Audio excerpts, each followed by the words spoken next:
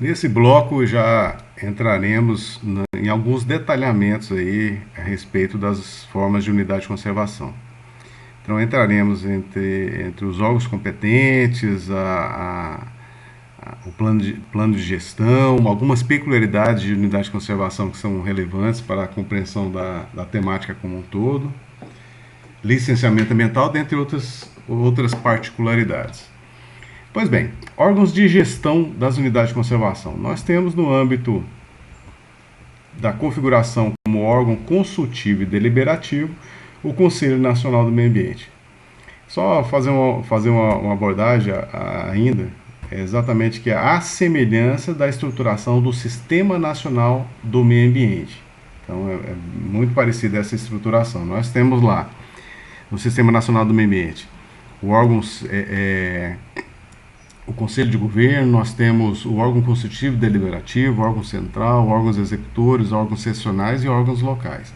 No caso do Sistema Nacional de Unidade de Conservação, nós temos três configurações. Primeira, órgão consultivo e deliberativo no âmbito federal, que é o Conselho Nacional do Meio Ambiente. Segundo, como órgão central, nós temos o próprio Ministério do Meio Ambiente. E como órgãos executores da implementação das regras, deliberações, dos objetivos e diretrizes do Sistema Nacional de Unidade de Conservação. Órgãos executores esse que tem como missão subsidiar as propostas de criação e administrar as próprias unidades de conservação federais, estaduais e municipais. Então nós observamos que os órgãos executores é aqueles que vão exercer a política nacional de unidades de conservação em nível federal, estadual, distrital e municipal. Então, nesses órgãos executores podem estar as estruturas públicas responsáveis por essa missão nos estados, que no caso de Roraima é o próprio órgão ambiental estadual, que é a FEMAR. Nos municípios, no caso de Boa Vista, seria a própria Secretaria do Meio Ambiente ou Secretaria de Planejamento e Serviços Públicos do Meio Ambiente, atualmente é assim. Então, assim, é essa regra. São executores, são aqueles que vão colocar em prática os objetivos, as diretrizes, as missões e os princípios estabelecidos aí para a unidade de conservação. Ok? Dentro desse contexto, nós temos aqui uma particularidade, que é no âmbito federal, nós temos como órgãos executores da política inserida no Sistema Nacional de Unidade de Conservação o próprio ICMBio como órgão principal e o IBAMA, na medida da sua responsabilidade. Ou, conforme o caso da própria unidade de conservação, nós teríamos como órgãos supletivos os órgãos estaduais de meio ambiente, do Distrito Federal e dos municípios. Então, a estruturação como órgãos de gestão, órgãos responsáveis para a tratativa da temática unidade de conservação em nível nacional, no âmbito da sua circunscrição territorial, são esses aí. Ok?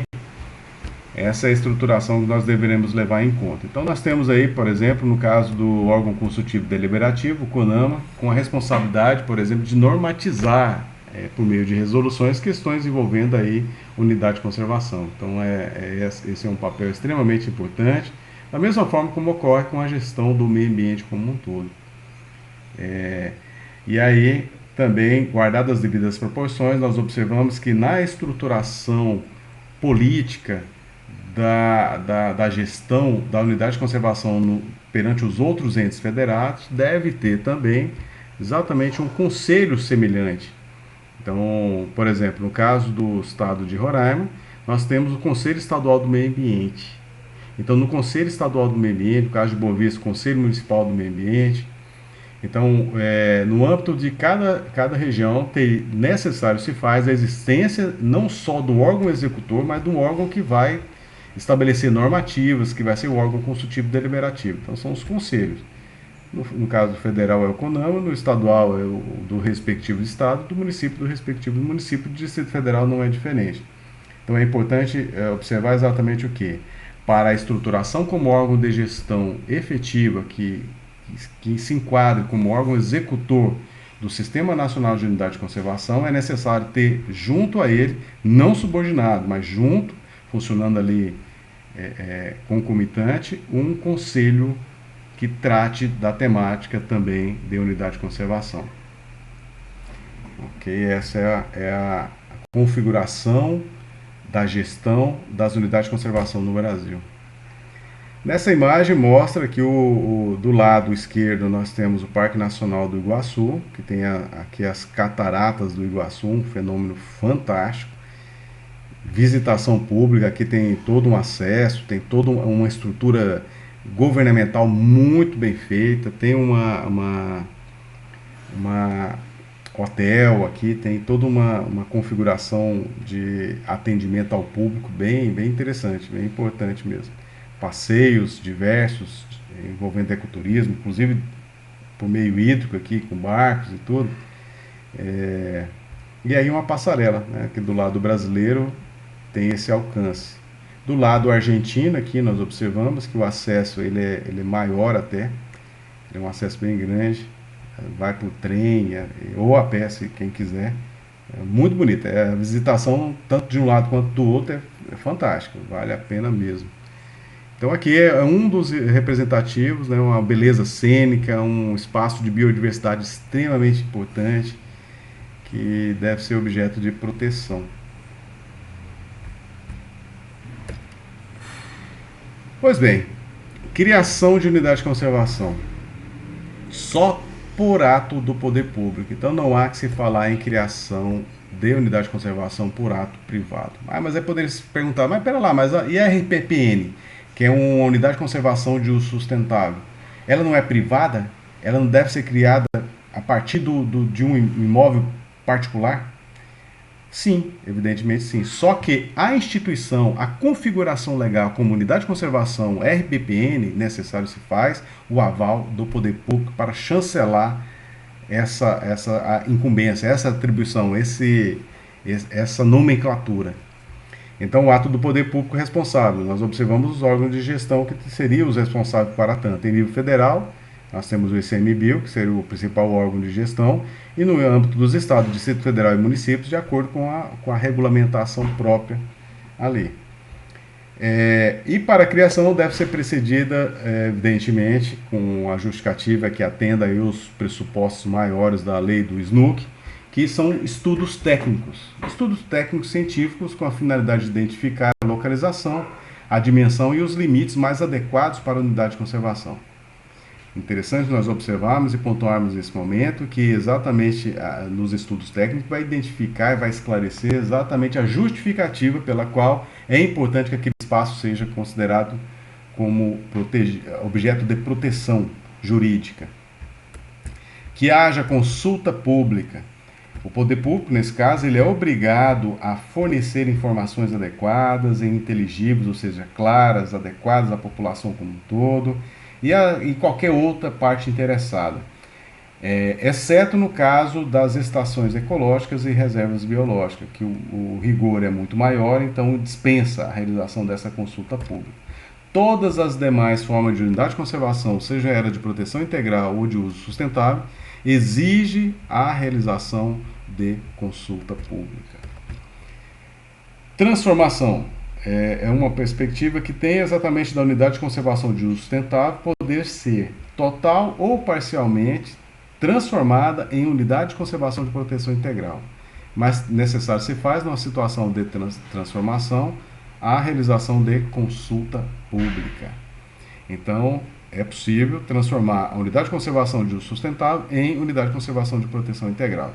E o contrário, não há legalmente prevista essa possibilidade. Ampliação dos limites é uma outra discussão que a própria legislação indica ser possível com a consulta pública efetiva. Então é necessário nós observarmos que a transformação ela é possível de unidade de conservação de uso sustentável para proteção integral. A ampliação dos limites, seja de uma, seja de outra, também é possível, mas não a transformação de unidade de proteção integral em unidade de conservação de uso sustentável e, ao mesmo tempo, a diminuição dos limites. Então, é uma situação interessante que deve ser reconhecido como regra que aquilo que foi devidamente aprovado não pode ser alterado. A situação que nós indicamos como excepcional é exatamente a desafetação. e ou redução dos limites da unidade de conservação, sejam elas de unidade de proteção integral ou de uso sustentável.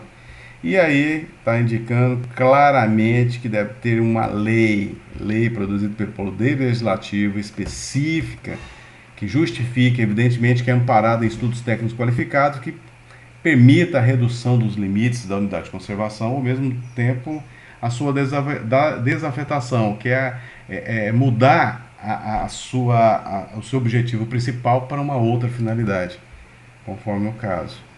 Então, necessário é exatamente o que? Lei, especificamente. Nenhum outro ato administrativo poderia, o ato normativo poderia substituir a lei produzida pelo Poder Legislativo. No caso do subsolo e espaço aéreo, sempre que influírem na estabilidade do ecossistema, integram os limites da respectiva unidade de conservação. A particularidade em relação às zonas de amortecimento, que nós já falamos alguma coisa a respeito da importância delas, que sejam contíguas aí ao espaço territorial especialmente protegido. Todas devem ter regras do órgão responsável para ocupação, uso dos recursos e limites.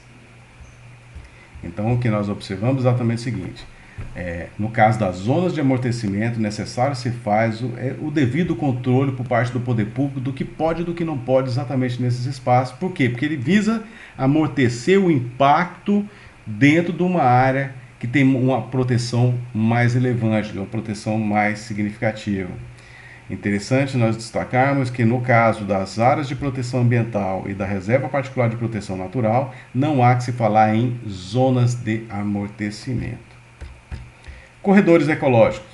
Regras do órgão gestor. Da mesma forma que zona de amortecimento, para aqueles que exigem, necessário se faz entender aí a configuração de como deve se operacionalizar e justificar os corredores ecológicos.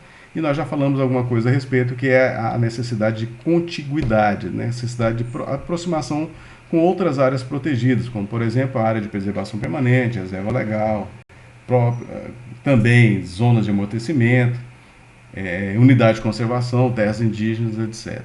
Então a regulamentação do órgão gestor é que vai nortear esse parâmetro. E todas as unidades de conservação devem ter necessariamente um plano de manejo, que nós vamos falar um pouco dele mais à frente, que é exatamente a forma de administrar e, conforme o caso, utilizar os recursos daquela unidade de conservação. Proibição nas unidades de conservação. Qualquer alterações, atividades ou modalidades de utilização que estejam em desacordo com os objetivos, que estejam em desacordo com o plano de manejo e regulamentos da unidade de conservação. Então nós observamos exatamente o que é vedação, aquilo que está previsto é possível, daquilo que está proibido taxativamente ou não está previsto, não deve ser feito, não deve ser executado. Então são situações gerais aplicáveis a todas as formas de unidade de conservação. Nós temos aí na imagem a imagem do Morro Dois Irmãos, se não me engano, lá em Fernando de Noronha, um lugar fantástico, é um espaço cênico incrível, paisagístico, sem contar, toda a área da ilha em si, ela é considerada como unidade de conservação, tem permanência humana lá dentro e deve ser objeto, não toda ela, mas tem partes exatamente que tem uma convivência humana ali, com uma visitação relevante. Quem entra na ilha tem que necessariamente pagar e ter o controle do acesso, a quantidade de gente que entra, que permanece na ilha necessariamente. Então é um controle muito rígido, exatamente para buscar uma maior proteção de tudo que justifica a constituição como unidade de conservação sob a denominação de Parque Nacional, que é a unidade de conservação de proteção integral. Então tem convivência humana? Tem, fora das áreas consideradas efetivamente como um parque nacional. Pois bem, no caso da unidade de conservação de proteção integral, nós temos uma configuração de gestão com conselho consultivo, em que a presidência do mesmo é do órgão responsável pela criação da própria unidade de conservação, que pode ser o ICMBio, como pode ser o órgão competente no âmbito dos estados, Distrito Federal e municípios. Também faz parte desse Conselho Consultivo da Unidade de Conservação representantes de outros órgãos, sociedade civil e, conforme o caso, proprietários ou populações tradicionais. Então é necessário observar exatamente que o Conselho Consultivo tem como propósito exatamente discutir situações relacionadas à unidade de conservação e o cumprimento do seu papel, dos objetivos, daquilo que pode, daquilo que não pode. São situações regulares aí de discussão envolvendo conselho. Pois bem, uma particularidade interessante de se destacar é em relação à indenização e ou compensação das populações tradicionais residentes em unidade de conservação. Quando a permanência não é permitida, permanência não permitida pelas benfeitorias existentes e devidamente realocadas pelo poder público, em local e condições acordadas entre as partes com prioridade. Então, o que nós observamos em relação a essa situação, quando não é admitida permanência pública, permanência daqueles que já ocupavam aquela área, sejam poceiros, sejam os proprietários, sejam populações tradicionais, é necessário nós observarmos a necessidade de indenização ou compensação.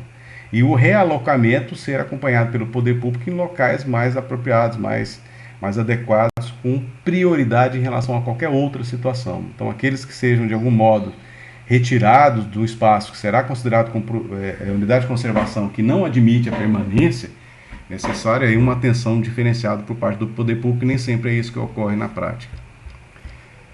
A unidade de conservação de proteção integral é considerada zona rural e sua zona de amortecimento é considerada zona rural e a sua zona de amortecimento não pode ser transformada em zona urbana. Então, necessário é exatamente nós observarmos que um dos diferenciais da configuração de área urbana com uma área rural está aí um exemplo que separa a unidade de conservação de proteção integral dentro do contexto urbano e a sua própria zona de amortecimento. Então, não há que se falar em possibilidade, por exemplo, de parcelamento do solo urbano, como loteamento ou desmembramento, seja da área da zona de amortecimento, seja da própria unidade de conservação de proteção integral, para fins urbanos. Por quê? Porque é vedado, totalmente vedado aí essa transformação. Se algum imóvel tem essa intenção, seria obstado legalmente o seu parcelamento. Quem é o responsável pelo parcelamento do solo urbano ou na área de expansão urbana é o município. Então, o município, uma instituição dentro do município, é responsável exatamente para analisar o trâmite e, ao mesmo tempo, a aprovação desse parcelamento, que no caso da unidade de conservação e proteção integral e a sua respectiva zona de amortecimento, isso seria vedado exatamente por configurar zona rural. Algumas outras peculiaridades envolvendo aqui exploração comercial de produtos, subprodutos ou serviços, dentro do contexto de unidade de conservação, nós iremos estar destacando agora. Aqueles que sejam obtidos ou desenvolvidos a partir dos recursos naturais, biológicos, cênicos ou culturais, ou da exploração da imagem da unidade de conservação, poderão ser objeto aí de exploração comercial. Não só dos produtos, quanto dos subprodutos ou mesmo dos serviços que poderão ser originários dela. Exceto no caso das áreas de proteção ambiental e da RPPN. Então, a lei estabeleceu um indicativo diferente em relação a essa situação. No entanto, é necessário exatamente observarmos que tudo que é possível depende de prévia autorização e sujeitará o explorador a pagamento, conforme disposto em regulamento. Então, quando for possível, evidentemente que tem que ter o controle e o acompanhamento e a aprovação por meio de autorização do órgão competente para o exercício dessa exploração. Aqui nós temos outra imagem, que é o Parque Nacional de Itambezinho, lá no Rio Grande do Sul, um lugar fantástico também. Tem uma visitação, um centro de visitação, um trekking muito recomendado aí, e vale a pena. Então é um parque nacional também, como é uma unidade de conservação de proteção integral. Pois bem, aqui nós vamos falar sobre o plano de manejo, que é a forma de se efetivamente promover a gestão de determinada unidade de conservação. Conceito de plano de manejo: documento técnico mediante o qual, Com fundamento nos objetivos gerais de unidade de conservação, se estabelece o seu zoneamento e as normas que devem presidir o uso da área e o manejo dos recursos naturais, inclusive a implementação das estruturas físicas necessárias à gestão da unidade. Então, o plano de manejo é exatamente o meio pelo qual vai se operacionalizar o funcionamento daquela unidade de conservação, estabelecendo o seu território, o seu alcance, o que pode, o que não pode, onde vai ser a estrutura física. Então, é por meio do plano de manejo que é o norte, é o referencial, é o principal documento, é o principal ato que regula as ações que devem ocorrer dentro da unidade de conservação. Então, não há que se falar, como nós observamos, em unidade de conservação sem plano de manejo. Esse plano de manejo tem que ser elaborado por meio técnico-científico, com aval do órgão técnico competente, com a devida participação dos atores interessados, conforme o caso.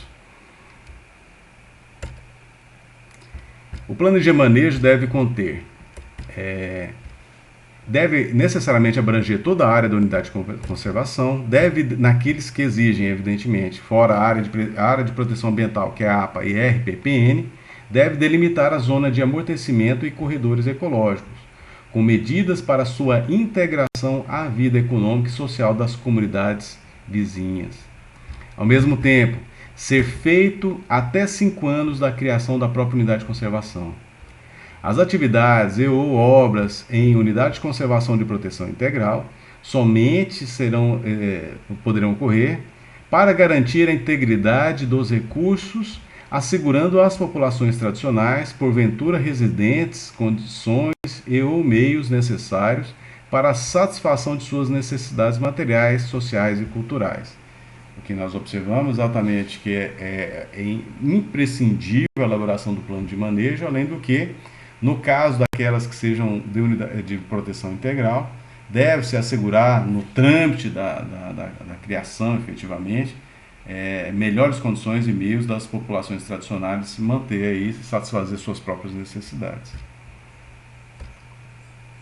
Aí nós vamos encerrar esse bloco com essa imagem. Nós temos de novo a imagem do Parque Yellowstone, que é o primeiro parque nacional do mundo, que foi criado em 1872.